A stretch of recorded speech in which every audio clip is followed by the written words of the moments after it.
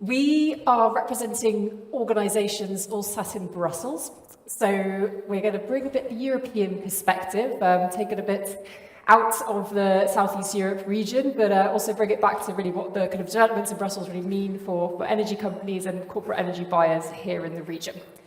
I'm going to start a little bit with some data, and I'm wondering if there's a clicker. Yeah.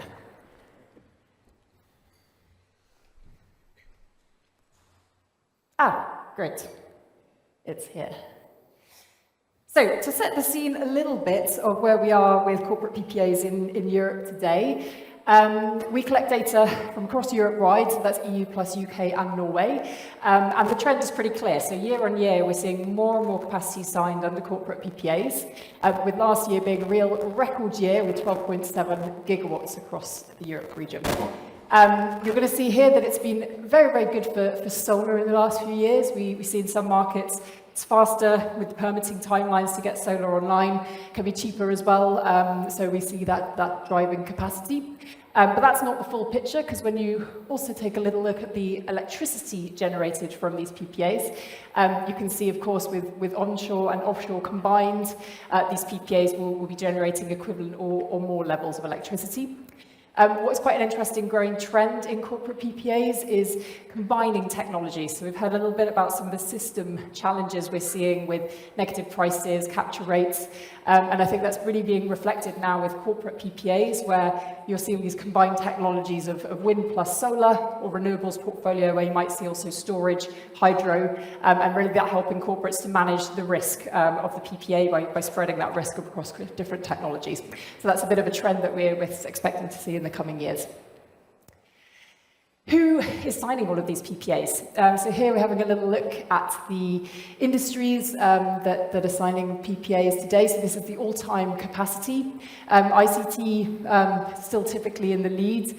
They're very energy-intensive industries. They were kind of amongst the first to sign PPAs in Europe as well. So they've been signing consistently very big volumes across the years. To have a little look at what's happening in this region, so typically in Bulgaria, Romania and Greece, the heavy industry, so this is kind of metals, glass, these kinds of companies, they're signing the most PPAs, but we're also seeing some from telecoms and ICT, although I must say the ICT is pretty concentrated in Greece with Amazon signing a lot of PPAs there, so that kind of bumps up the ICT representation in this region. What are the sectors to watch? So we're seeing industries like telecoms, retail and consumer goods sort of coming up, and we really see those are the kind of ones to watch, and we'll be signing more capacities in the coming years.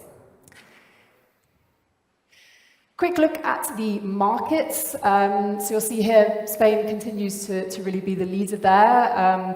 There's a very strong commitment from the government to roll out renewables, faster permitting timelines, good demand, and cheaper electricity as well. So these kinds of things are driving the market there. We can see Greece here, and Romania is coming up as well. Bulgaria currently we're grouping in the kind of others category, but obviously hoping in the coming years that we can start to see that a bit more clearly on this country ranking. And of course, events like this are going to be instrumental in making those deals happen. Again, we can see the technology spread, with clearly some being in more kind of solar, some being more wind markets, but clearly, big interest from across Europe. So, with the scene set, coming to our wonderful panel, who I've been ignoring for too long. So we're going to dig in today a little bit of what's been happening at Europe, particularly the policy developments that we've been seeing in the coming years. We've got solar, we've got wind, and we've got energy traders, the holy matrimony of the energy system, to tell us all about PPAs. So, Walburga, CEO of SolarPower Europe, I think I'll come to you first. Can you paint a little bit of a picture of what's been happening in solar in the last few years? How much solar is coming online, but what are the kind of challenges that you're still seeing? Thanks, first of all, for the invitation. It's really great to be here in Sofia and talk about renewable PPAs. So, when you ask me about solar, we had some incredible growth years. We just published our latest figures globally, the global market outlook, where we have been showing, the very broad picture that in the last 2 years we added another 1 terawatt. It took us 70 years to get to the first terawatt in 2022, and last year we had the second terawatt. So a lot is moving globally, but also in Europe. Last year we installed some 65 gigawatt of solar, which was an all-time record. Again, we're breaking records every year. And altogether we have now 330 gigawatt installed of solar in Europe. You just mentioned the PPA figures and the contribution of PPAs to these figures, which is also very, very impressive. And indeed, corporate sourcing plays a major role, is a very important tool in order to go further. Because indeed, you also asked me, where are we going further? The ambitions are quite high. So we want to be at 750 gigawatt of solar by 2030. That's the European goals. So we're at 330 now, 750 by 2030. So there's still something to be done. But we do think it could also be higher if we're putting the right framework conditions in place. There's the potential to go higher, and there's also the need to do more. It's not just about decarbonization. It is really today also about security, and not just security of the energy system, but security more generally. Renewables, decentralized systems are much more difficult to attack. And it is also very clear that, that when we talk about renewables, we talk about fossil fuels avoided, and we need to import all of them. So that's the first thing, security. And the second one is competitiveness. And a lot of companies are here in this room, so competitiveness when it comes to your own business, but also competitiveness more generally for Europe. Renewables are the cheapest electricity source that we know. And today also, talking about my own shop, solar plus battery is much more competitive than alternative sources, fossil sources. So the prices have gone down so considerably that this is an option today. We just need to roll it out. So security and competitiveness, and of course decarbonization. And I'm stopping in a second because I do think it is extremely important to emphasize what it needs to go faster, because we want to have those goals being delivered very fast. Security, competitiveness, and decarbonization. Electrification is key. We are still stalling at 25% of electrification in the overall energy mix in Europe. We have set a very ambitious goal, which is great, 32% by 2030. And now we need to make sure that the right measures are in place, electrify industry, companies that are sitting here in the room today, electrify transport, electrify heating, big times, making sure that we have flexible demand. And the second thing, and that is what we are really pushing a lot at the moment, is if we want to have a game changer quickly, because we have a couple of problems at the moment, we can talk about them later on. If we want to have a game changer quickly, that is batteries, and we heard it also in the opening speeches. There's a lot of investment also here in Bulgaria happening on batteries. This is what we need big times now. We need to unleash batteries in order to get to the right market conditions that we need to go faster. Absolutely. And as we saw in the data, that's absolutely reflected in what corporates are looking for now, is how can we minimize that risk, have a more reliable supply and manage that variability of renewables. Electrification, another really big point as well, because we're seeing now in Europe this stalled electrification of industry. And the more that we go faster on that, of course, there's more demand for PPAs, which is good news for the suppliers. Wind. So here we have Viktoriya, who's director at WindEurope, a Sofia native. Yes. But you're going to give us the European perspective of what's happening in wind. Absolutely, Anya, many thanks. And thanks for the invitation to me, Glenn, and also to Nicola to be for the second year here at home. And hopefully, indeed, next time around, we'll have also Bulgaria in the literature of the PPAs. But on the wind side, big picture. So last year, 2024, we have installed 16.4 gigawatts of wind energy, both onshore and offshore, across the European Union. 85% of that was onshore wind, and basically what is happening is that now wind energy is covering 20% of the European energy demand. This is not something to be extremely happy about, because I will tell you, we have very high targets also at European Union level for wind energy. We actually need to be building twice as much as we currently do. So instead of 60, we need to be having an annual build out of 30 gigawatts a year. Because, as we say, we always need to think about what does this bring. And I think Walburga mentioned it, renewables are really about cutting down the costs, having the right security for the end consumers, both businesses, but also the people who are paying the bills. And ultimately, this is what we deliver, and we need to make sure that we link the two things together. From where we sit, what we see right now is, of course, that we have a couple of key challenges that need to be addressed for renewables and wind energy in particular to go faster, not only in countries that have established market, but also in countries like Bulgaria that can still have, that still can do a lot and have a lot of potential. And for us, it's in essence three key things. The first one of why we are not where we need to be is permitting, because we are still not installing and we're still not permitting wind energy projects as fast as we can. We have very good European rules, but we are struggling to have them implemented at national level, with the exception of Germany. So this is, of course, creating a clog up in the system. And unfortunately, we cannot put the projects out there in the pipeline. The second thing is, as Walburga mentioned, it's electrification. Europe indeed has stalled in the electrification rate that it has, despite the very big ambition and also potential that it has, especially in the electrification of industry, as we see at European Union level. So this is, for me, the biggest missed opportunity that we've had with the previous European Green Deal, and I hope it will be rectified now in the Clean Industrial Deal at European Union level, and we'll discuss that as well. And the third one, which is also mentioned by the Minister and also by the SO representative at the beginning of the session, it really is also about the grids, because we need now to think about not only optimizing, not only building the new grid system, but also linking countries together, and in view of what happened in Spain and Portugal a few weeks ago, also be very, very more focused on the grid resilience that we can have at European Union level. And should we fix these three pillars together with the right business case, I think we can have the right pipeline of wind energy going forward. So thank you, Viktoriya. And before we dive into a bit of the EU solutions for these problems, I don't know, Walburga, if you wanted to comment a little bit more on some of the challenges that we're seeing for solar. Yeah, I mean, many of them have been mentioned already. But, I mean, one thing is clear, we need to upgrade the grids. That is crystal clear, it just takes some time. And apart from electrification and batteries that I mentioned already, obviously permitting is one of the things. But what I should also mention is that it's extremely important, and also important for the PPA market, is that we make sure that the market design is not changed while we're running to get this energy transition implemented. We cannot change the system while we need to go faster.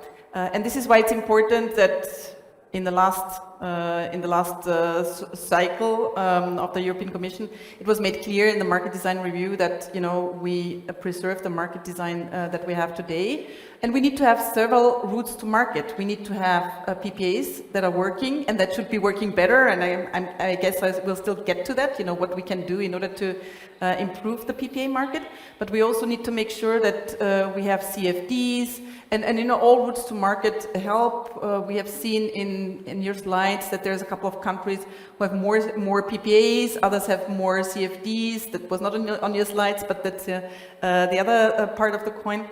But we need to make sure we have all these possibilities in order to deploy renewables. I mean, I suppose the challenge is, we're now 5 years away from 2030, which is this first landmark in the EU's road to net zero in 2050. Sounds like a lot needs to happen in the next 5 years. Fully agree with you with this sort of regulatory certainty, particularly for the corporate PPA market. I mean, you don't want to be locked into, a 10-year deal and suddenly the rules are changing halfway through. So having that confidence of that clear regulatory framework is really key. So indeed, we've got this great market design which was adopted in the last term, and so implementing that is also going to be very helpful for the PPA market, as there's a big article within that new framework, which really is asking governments to support PPAs with things like credit schemes and other things, which I think we'll go into in a little bit of a moment. But Andrej, I've been ignoring you extra long, so you're here today representing Europe's energy traders. And you have quite a good view of what's been happening in Brussels with this competitiveness agenda. We have this new thing called the Clean Industrial Deal. Introduce yourself and the traders, and then tell us what this deal is. Is it a good deal? Thank you. That's a good question for the beginning. I'm really happy to be here. I think the last year we had a very similar topic. In fact, maybe the title was the same, but I think the content is going to be different as usual. Because in Europe we are living through this Chinese curse. It says, I wish you interesting times. So we are truly living in interesting times. We have still war in Ukraine, which showed us that it's not a good idea to be dependable on one source of energy and one source of supplier. We have president in the United States with very dynamic character, let's say, let's put it this way. So it's clear that Europe needs to do something. Clean Industrial Deal is basically a European Commission response to all these geopolitical changes, not only geopolitical but also economical. It's mainly about just an affordable transition and European competitiveness, which is something that Europe has been not really great past couple of years. So something needs to be done, and if we don't wake up, Europe can be some kind of nice tourist attraction for rich Chinese Americans who come here for culture, food. And when they see this old building and ask what was that, the tour guides can say, well, there was this automobile industry, BMW, but it's no longer working. So we need to really do something to kickstart Europe again, and that's a Clean Industrial Deal. Part of it, which I'm going to talk about, is affordable Energy Action Plan. It's a very Brussels-like title, so it's a lot of action. And it has many parts. It's talking about grid, it's talking about permitting, it's talking about gas, it's talking about oversight, but I guess from our part, the electricity part and PPA would be the most interesting. So the PPAs have a prominent part in the Affordable Energy Action Plan. That's both a curse and a blessing. It's a blessing because something can be done in a positive way, and curse is because sometimes governments have these tendencies to do something which they think is right, but in the long run will cause more problems than solutions. So we are probably going to talk about it later as well, but from our point of view, the biggest asset we have as Europe is not gas. We don't have as much gas as Russia or United States. We are never going to have so much gas. The nuclear, first it was our pride, then it was our shame. Now it is our regret. So I guess that's not all going to be a short-term solution as well. But we have a single market. That's the most important tool we have. That's the tool that can enable market participants, as you, to use your best knowledge, to use maybe your disruptive ideas to deliver affordable energy for the clients. And that's the most important part. So from our point of view as energy traders, we would maybe like to see more ambitions. There are all these ideas how to improve PPA market and make energy more affordable, but from our point of view, there's no better tool than having really single, integrated and harmonized energy market. We can have solar from the Spain, sometimes too much. We can have wind from the North Seas, and if we combine it together with enough cross-border capacity, we can truly deliver more affordable energy prices, more security, and stronger we can be together.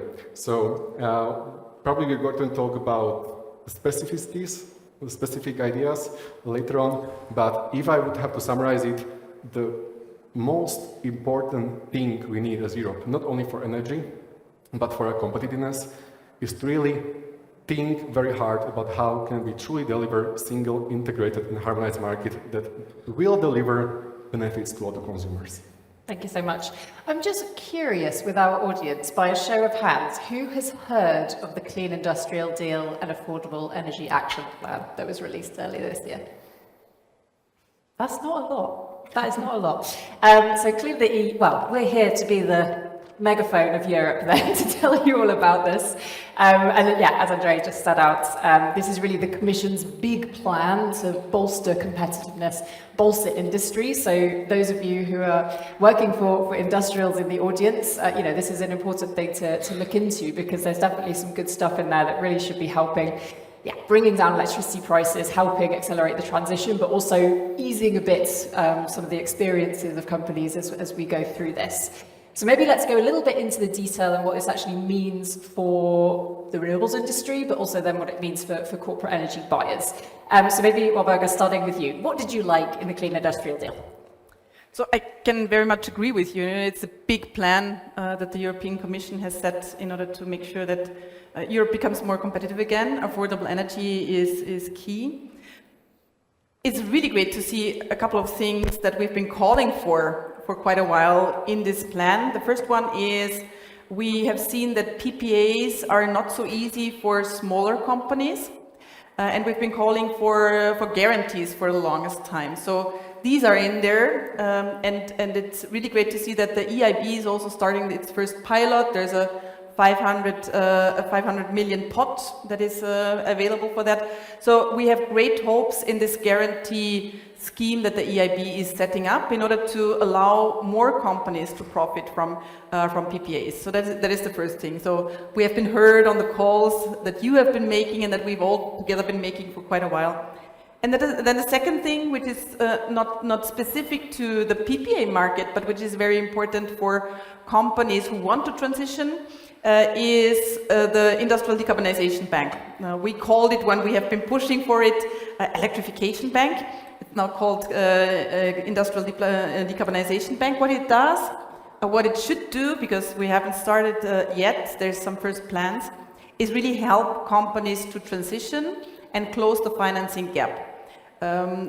What is important and what is still not 100% clear is that this decarbonization bank should really make sure that it's concentrating on electrification, because this is the ultimate goal, right? We need to electrify as much as possible. We need to make sure that companies like you can profit from low electricity prices, and it's not 100% clear yet. What we understand is it's going in this direction, but we want to see more clarity on that.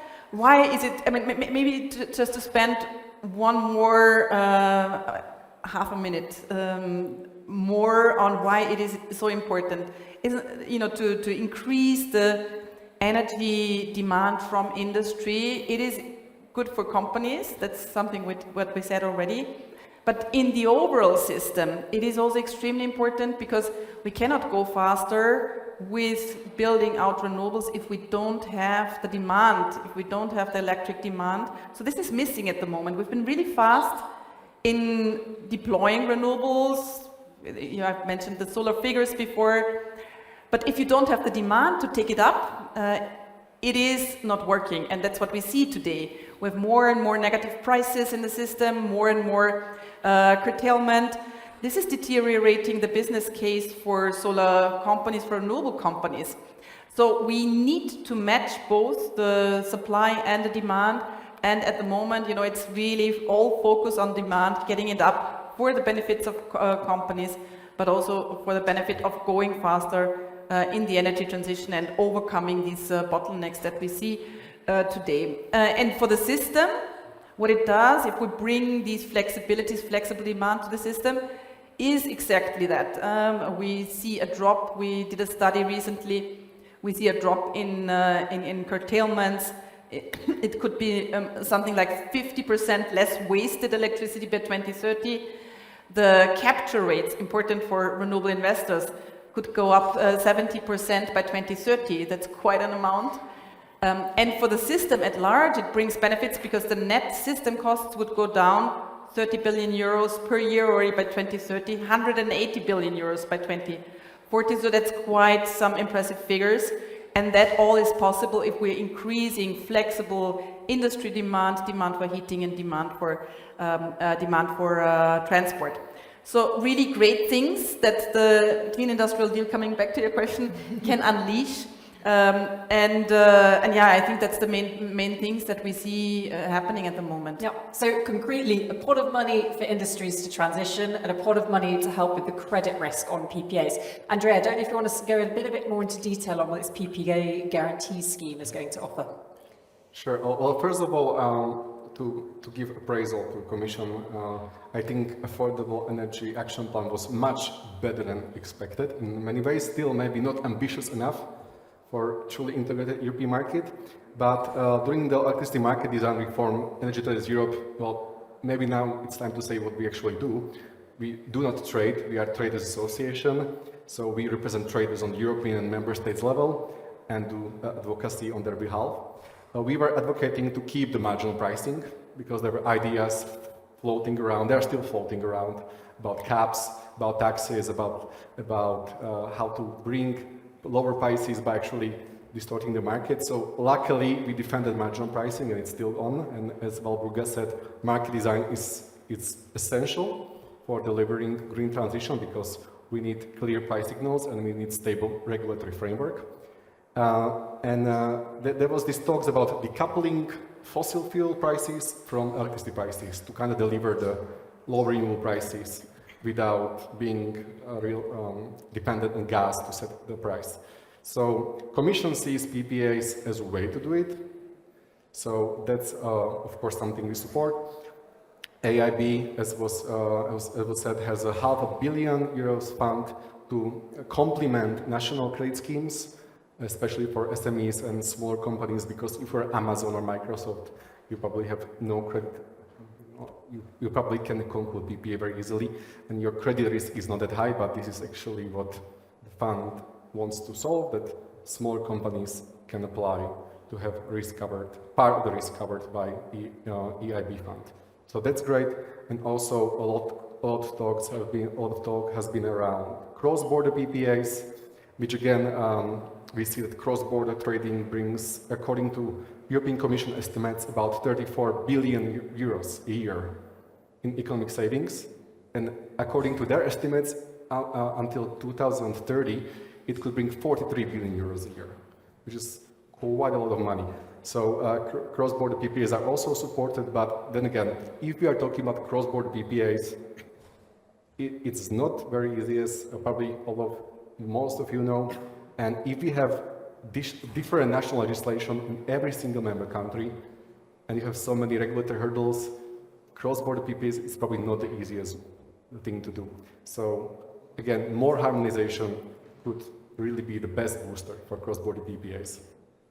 Viktoriya, what was your take? Clean industrial deal, yay or nay? It's a very, very big yay, Annie. I okay. think we liked almost everything that the Commission wrote, and I can only concur with what Walburga and Andrej said before. Maybe one thing which for me is important, just not to repeat the same things, but when we talk about electrification, one aspect of the Clean Industrial Deal is because this is the overarching strategy of the European Union, so that we don't become a museum for lost industries, competitiveness, and so on and so forth. But what the Commission is now going to work on, and we are very much looking into it, is also how the state aid rules will change for how we essentially support this Clean Industrial Deal and electrification going forward. And there is one particular aspect in these discussions happening right now in Brussels, which is particularly relevant for the decarbonization of heavy industries. Notably that in the current framework, you can get state aid, for instance, for decarbonizing your industrial plant if you have approximately 80% of your electricity self-generated on-site. Considering how big the potential is, considering how huge the challenge is for our competitiveness, we think that this is actually not the smartest way to do it, because we also need to allow companies that want to have state aid with PPAs getting the electricity from the grid to be able to access it as well. So this is one particular small barrier that we will try to change in the future framework, so that all of you here who are working on PPAs and trying to sign them can actually do so. And maybe one aspect here, which is not directly linked to PPAs, but just to add upon the Clean Industrial Deal, from our perspective, the package was also very good on what it says on supply chains. Because, as you know, the wind industry in Europe, it still has one of the biggest supply chains for clean energy. This is 400,000 people, working in Europe, more than 250 factories. So we are now recognizing also that we need to preserve the value of these supply chains and make sure that we can actually develop them here in Europe. And that was a very good aspect of it.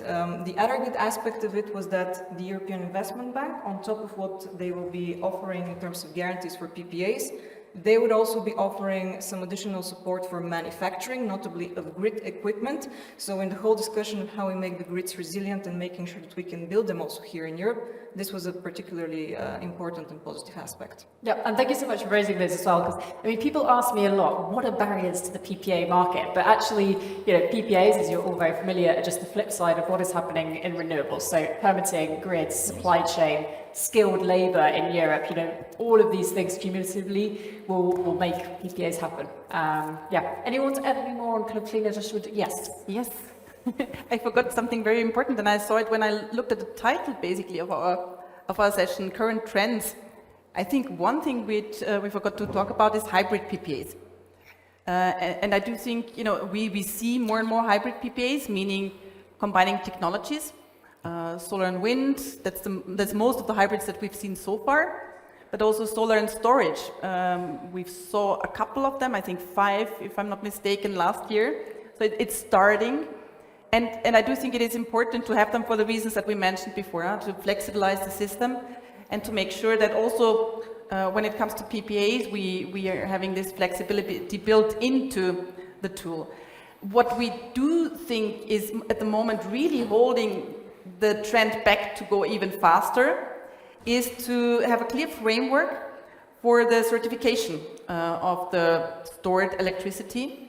So guarantees of origin would be very important for storage in this case, in order to have this market part take up much more than what we've seen before. But already great to see, I think it was something around 2 gigawatt of hybrid PPAs that we saw last year.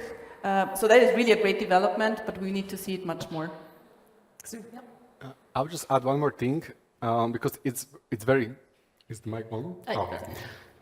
It's very easy to criticize politicians, and of course it's popular. You will even get votes if you criticize politicians, and you can go into politics.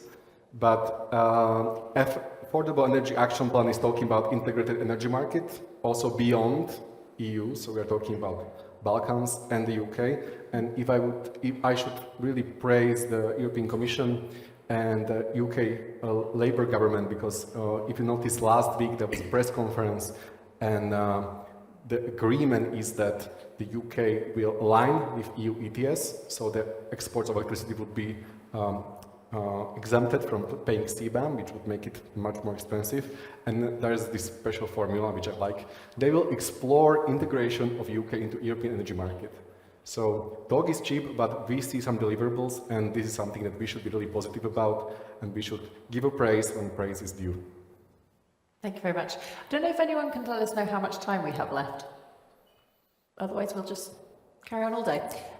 Maybe moving to this final section then, because I think we're probably running out a little bit of time. We touched a little bit on the need for sort of long-term market signals, having a kind of clear investment environment, and clearly CFDs, contracts for difference, continue to be a key route for markets for renewable energy. However, it's important that the interaction of those functions well, and that we don't have these distortive CFDs, because then that's also bad news for corporate PPAs as well. It'd be interesting to hear both of your, all three of your views on sort of how important CFD design is, and how we can really make sure to avoid kind of a crowding out the PPA market and sort of have a more the merrier type system. Maybe I'll come to Viktoriya first. Yes, thank you, Annie. CFDs are critical from our perspective. I think this is absolutely certain, because it's one of the best revenue stabilization mechanisms that you can have. And in particular, from our perspective, especially when you build very big infrastructure projects like offshore wind, this is the easiest way in which you can cut also down the costs. The banks love them because you have the visibility on the revenue, and they basically give you much easier the necessary loans for this. I fully agree that we need to have both of them running together. There is a lot of discussion also that we have had around how do you combine them for a single project, and I think the one important element that we always need to be aware of, and we need to also remind the policymakers in this discussion, is that ultimately both CFDs and PPAs are a commercial decision, and so there should be nothing imposed from governments to the developers, to the people who sign the contracts on exactly how to do it, how to make a split in between combining the CFD with the PPA. But more critically, it is also about thinking the long-term signals on the market. And here I would fully agree. We cannot change, again, market design rules. We have had this discussion already once. We need to make sure that the investors have the predictability that they need. And as and when we are working on these long-term mechanisms for how we support the installation of renewables going forward, the other recommendation, which I think is very important, is always that we think about the indexation of the contracts to inflation, because we have seen in the past years that this is really absolutely critical to make a business case link and work on both sides. Yeah, absolutely. And I fully agree with you saying kind of keeping it on market principles, because I think what we absolutely don't need is a regulation from Brussels on PPA standardization, PPA prices. This is not the place of policymakers, but indeed sort of designing so it's not distortive. It's certainly something politicians should be conscious of. Andrej, CFDs. Okay, so maybe this is the topic when we can have different ideas about CFDs, because of course as traders we see CFD as something that can drain the liquidity away from the market, but we do acknowledge that in many member states there is still need for CFDs to really speed up green transition. So we are not thrilled about it, but we acknowledge it, and we have some ideas how to make it work the least distorting way for market possible.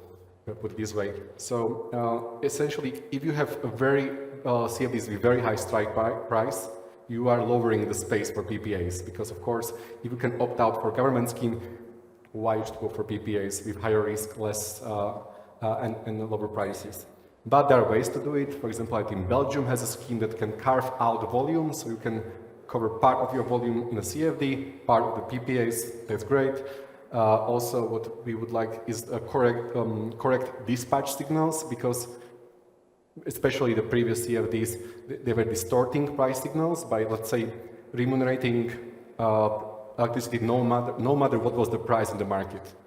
So part of the reason why we have negative prices is that some generators can just produce no matter what, because they have fixed prices. So this is also being solved, and the new designs for CFDs, two-way CFD, it's much more market-friendly way to do it. So there is progress, and we learn by doing it. So even with CFDs, there is a way to provide correct price signals and not to drain all the liquidity away, especially from forward markets that are essential for correct market functioning and for the PPAs. So as always, there's a need to strike the right balance, not only for strike price, but also for CFD scheme. Where I am going to disagree with you slightly, though, is Belgium being a good example, because that's where they tried to actually regulate the price of the PPA rather than leaving it open to complete market signals. But I do agree with you, it's a good learning case. And I think the more of these sort of combo projects, definitely other countries can learn how to do it better next time. Walburga, long-term signals, CFDs. Solar loves CFDs, right? So. Yeah, I think we heard it already from Viktoriya. So we need both. We need to have these long-term signals indeed for markets in order to develop. And I hear you, yes, but there is ways how you can deal with it. So from our perspective, there is a big complementarity of these two tools, and we should make sure that CFDs also continue to exist. I mean, you could say theoretically, because the prices have come down for the technologies, you know, that you get rid of CFDs, and maybe some projects would still happen, but we would not be anywhere near to the pace that we need in order to make this transition happen. So it is an investment into the future, and I think this is also what governments see, and this is why we have CFDs. Because the costs, if we wouldn't go fast with renewables, would be much higher, and I think there's a very, very important trade-off here to make. So we need to have these long-term signals, and the more we have incentives to go faster, the better. Exactly. Maybe just to maybe say something positive about CFDs from producers' perspective is that we believe that once government commits to CFD and negotiates a contract, it should stick to the contract and not renegotiate it, because that again, that erodes the trust in the market. That's super essential, not for correct market functioning, but for investments also from many of you, and for the just and affordable green transition. Absolutely. I mean, both CFD, PPAs, they're great. As I said, more the merrier. And both of these provide these long-term signals that we need. Because, I mean, it's a difficult business environment, inflation, affordable energy. So, yeah, having a bit more predictability is very helpful as well. No, definitely. And maybe to just throw in a figure, because I just looked at it yesterday. I mean, we had some 18 gigawatt of solar, which was deployed last year because of CFDs, because of auctions. I mean, that's quite a volume, right? I mean, so, you know, getting rid of those volumes, I think it's not in our interest. So, yeah, let's find ways. As I said, we're 5 years away from this first deadline in the EU. And I think, you know, main message from Brussels is Green Deal is continuing, but trying to ease a bit the situation of industry whilst, you know, making sure everyone keeps on the road together, and indeed to decarbonise and get to the energy future that we want to get to. I think that's a nice moment to end on. So thank you so much, my wonderful panel, and for all of you for sticking around. And yeah, really hope to meet you over the next couple of days. Thank you.